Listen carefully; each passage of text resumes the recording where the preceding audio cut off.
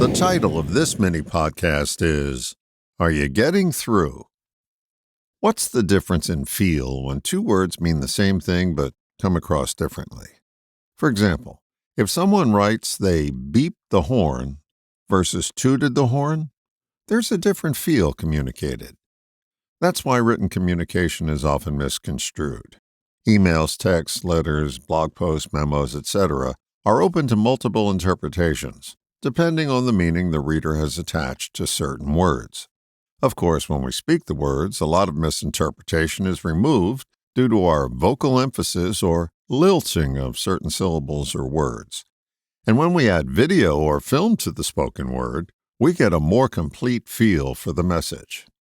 What we're doing in the last example is incorporating the three major communication systems we own: visual, auditory, and kinesthetic.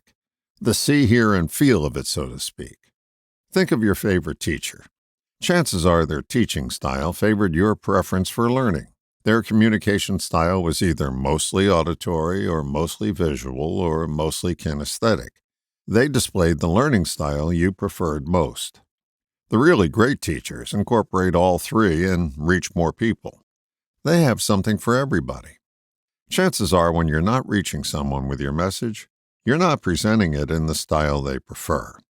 If you start to notice that you're not getting through, instead of saying the same thing over again, only louder, consider that you're leaning on your preferred style of communicating versus theirs and switch systems.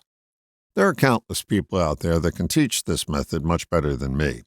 My message here is simply this: pay attention to the people you're addressing instead of getting lost in your delivery, and notice if your message is landing. If not, go in a different direction. Come at it from a different angle. The best example of your style not working is the story of the ugly American traveling in a foreign country, expecting them to know what he's saying in English. He approaches a street vendor who has a food booth and says, "I'll have a hot dog." The vendor looks at him quizzically, and the man says the same thing, louder, "I'll have a hot dog." The vendor responds with a palms-up gesture, a lift of his shoulders, a tilt of his head, and facial contortions that communicate, "I don't understand." And this guy says, "What are you, stupid? I just wanted a hot dog," and walks off in a huff. Get in the habit of noticing when you're going into your talking trance, meaning you're only giving attention to what you're saying and not to the person you're addressing.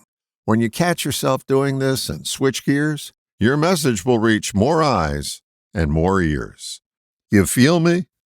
All the best, John.